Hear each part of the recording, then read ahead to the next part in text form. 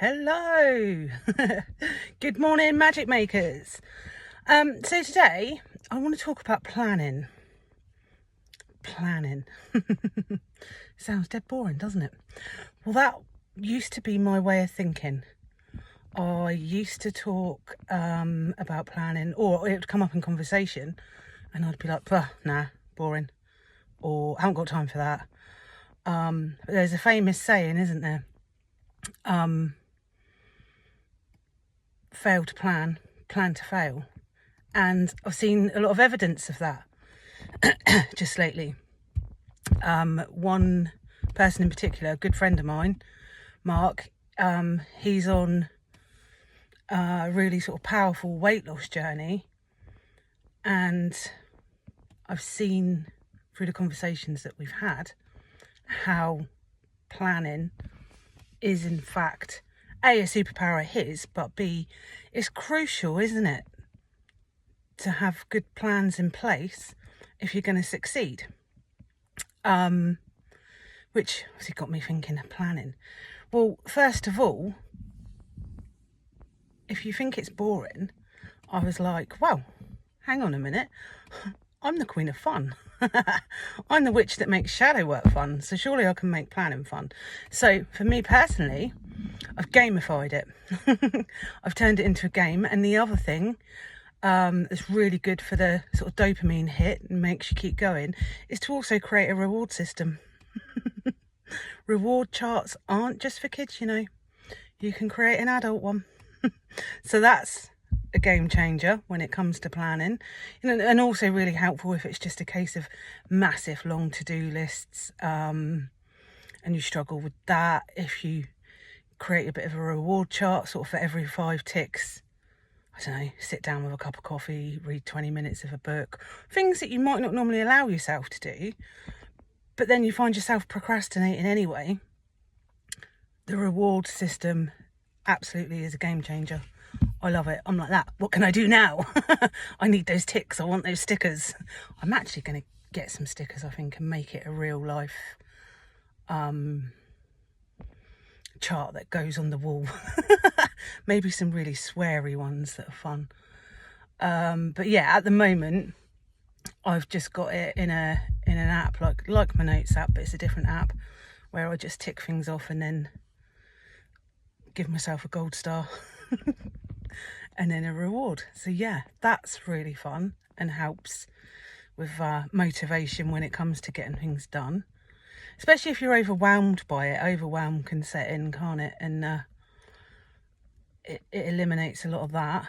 So planning, yes. Another thing with planning, if you're somebody that doesn't like to plan, that can be a sign that you don't trust your future self. And then if you don't trust your future self, you're not fully believing in your goals or dreams, or that they're possible. So work through that trust aspect. Obviously you need to have a clear vision of who your future self is, but then build that trust in your future self, and planning can become second nature. That was a bit of a whoa moment when I realized that, because it wasn't something I realized it was that I realized was there for me personally, but it made so many things make sense.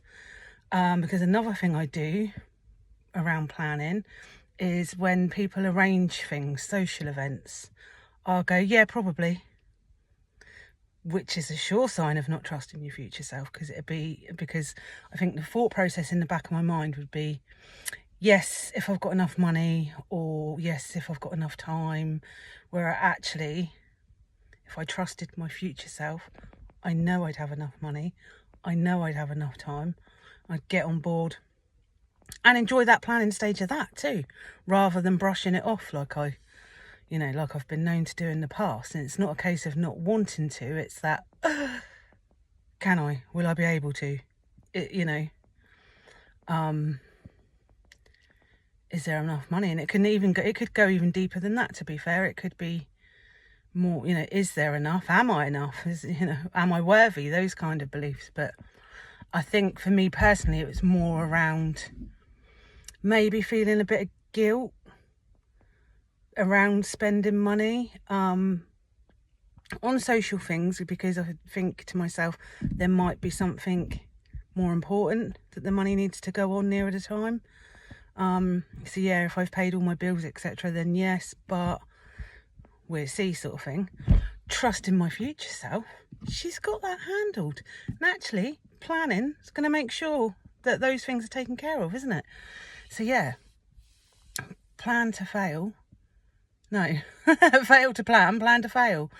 And yeah, it really does help. And I think if you make it a habit too, and simplify it, absolutely simplify it. So I've got templates, daily ones, weekly ones, monthly ones. That bit is a little bit boring if that's not your thing, but once you've done the templates, easy, job done. You know, you've not got to do that again. You just duplicate, copy and paste.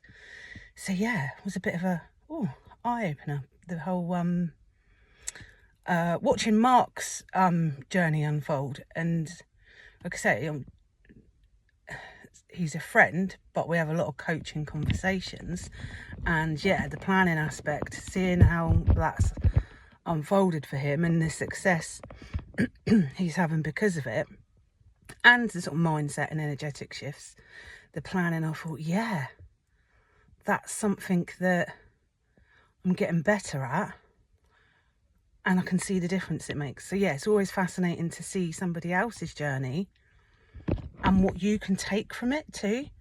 So that was a bit of an inspiration to see evidence that planning creates success. And then thinking, well, that's working for him. How can I make that work for me? And yeah, looking at why it hasn't in the past, i.e. not trusting my future self. And also, I like simplicity and I like to make things fun. So yeah, gamifying it, game changer. Over and out. That's my top tip for the week. Plan.